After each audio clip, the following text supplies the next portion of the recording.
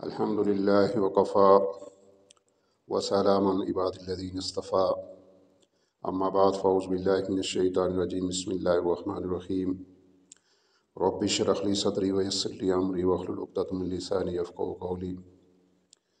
عن ابی ہریرہ قال قال رسول اللہ صلی اللہ علیہ وسلم، حضرت ابو ہریرہ رضی اللہ تعالیٰ عنہ کہتے ہیں کہ نبی کریم صلی اللہ علیہ وسلم نے ارشاد فرمایا، الا ادلکم علی ما یمحو اللہ بہ الخطایا ویرفع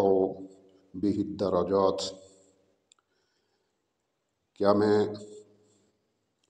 وہ اعمال نہ بتاؤں کہ جن کی برکت سے تمہارے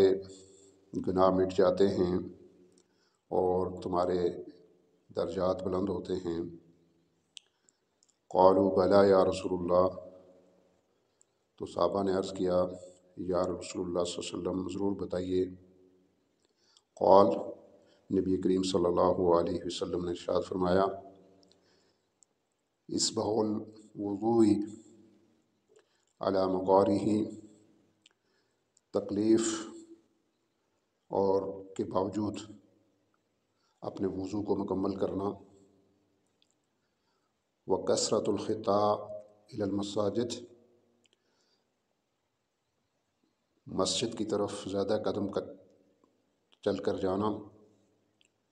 وانتظار الصلاۃ بعد الصلاۃ، ایک نماز کے بعد دوسری نماز کا انتظار کرنا،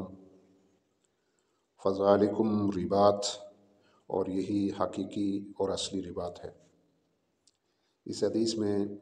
نبی کریم علیہ الصلاۃ والسلام نے ارشاد فرمایا کہ کیا میں تمہیں وہ کام نہ بتاؤں، وہ عمل نہ بتاؤں جن کی برکت سے تمہارے گناہ مٹتے ہیں، تمہارے گناہ معاف ہوتے ہیں اور تمہارے درجات بلند ہوتے ہیں؟ تو صحابہ نے عرض کیا، یا رسول اللہ ضرور بتائیے۔ آپ صلی اللہ علیہ وسلم نے فرمایا کہ تکلیف اور تنگی کے باوجود کامل وضو کرنا، یعنی وضو اپنے پورے آداب کے ساتھ اور سنن طریقے سے کرنا، اس کو مکمل کرنا، اور پھر مسجد کی طرف زیادہ قدم چل کر جانا، اور پھر ایک نماز کے بعد دوسری نماز کا انتظار کرنا، یہ وہ اعمال ہیں جن کے نتیجے میں انسان کے گناہ مٹتے ہیں، انسان کے گناہ معاف ہوتے ہیں اور اس کے درجات بلند ہوتے ہیں۔ اور حدیث کے آخر میں یہ فرمایا کہ یہی ہے حقیقی اور اصلی رباط ہے۔ رباط اس کو کہتے ہیں جو سرحدوں پر پہرا دینے کے لیے مجاہدین متعین کیے جاتے ہیں، ان کو رباط کہتے ہیں۔ اور وہ جو مجاہدین وہاں متعین ہوتے ہیں